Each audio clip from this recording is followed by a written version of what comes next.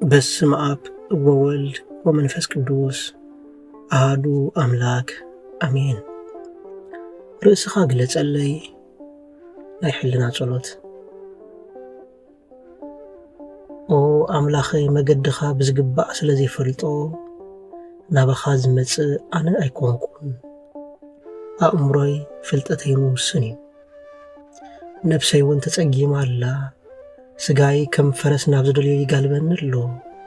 ናባኻ ክመጽእ ኣብ ዝደለኹሉ እዋን ፍቓደይ ኣብ መንገዲ ኮይኑ ይዕግተኒ። ኦ ኣምላኸይ ኣነ ንዓኻ ብዘይምልከቱ ነገራት ተጸሚደ ኣለኹ። ብዙሕ ድሌታተይ ሓናኹለኒ።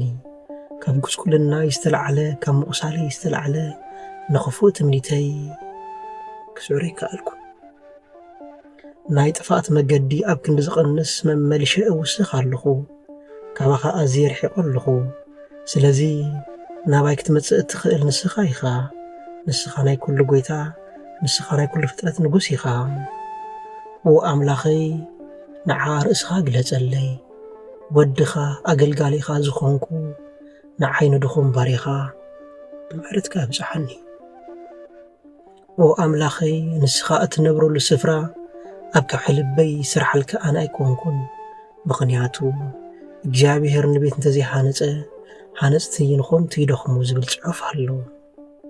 ስለዚ ንዓኻ ዝኾን ስፍራ ኣነ ክሰርሕ ዝኽእል ኣነ መን እየ? ብዛዕባ ገዛእ ርእሰይ እኳ ክፈልጥ ኣይክእልኒ። ኣባይ ዘሎ ኩሉ ሰናይ ነገር ብናተይ ጻዕሪ ዘይኮነስ ብናትካ ረድኤት እዩ። በጃኻ ንዓኻ ዘለኒ ፍቕሪ መታን ክውስኽ ርእስኻ ግለጸለይ። ናባኻ ብዝቐረብ ኩሉ ቁፅሪ ምሳኻ ብዝተጣበቕ ኩሉ ቁፅሪ ንስኻ እንተዘይገሊጽካለይ ኣነ ፍጡርካ ናትካ ነገር ብኸመይ ክርድኦ ይኾነለይ? ስለዚ ድማ ንኽትግለጸለይ ዝልምነካ ዘለኹ ብርግጽ ንዓኻ ክፈልጠሉ ዝኽእል መገዲ እዚ ጥራይ እዩ። መጽሓፍቲ ብዝብልዎ ጥራይ ዘይኮነስ ልክዕ ከም ሓዋርያት ስለ ሓቀኛ ህይወት ንነግረኩም ኣለና። ህይወት ተገሊጻ እያ። ካብ መጀመርያ ዝነበረ ብዓይንና ዝረኣናዮ፣ ብእዝንና ዝሰማዓናዮ፣ ብኣእዳውና እውን ዝዳሃሰስናዮ ንነግረኩም ኣለና ከም ዝብል ግበረኒ። ብፍጹም ፍልጠት ንዓኻ ክፈልጥ ኣይክእልን። መጽሓፍቲ እኳ እንተኾኑ ብኣኻ ንዝረኣይዎ ዝሰምዕዎ ነገር ነቲ ዘይግለጽ ባህሪ ንኽገልጹ ዓቕሚ የብሎምን።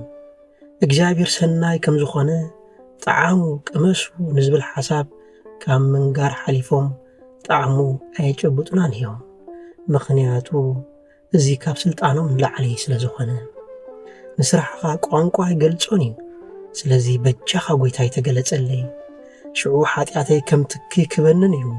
ሽዑ ልበይ ክነጽእ እዩ። ጸልማት ዝኾነ ኃጢኣተይ ንብርሃን ኣይክስዕሮን እዩ።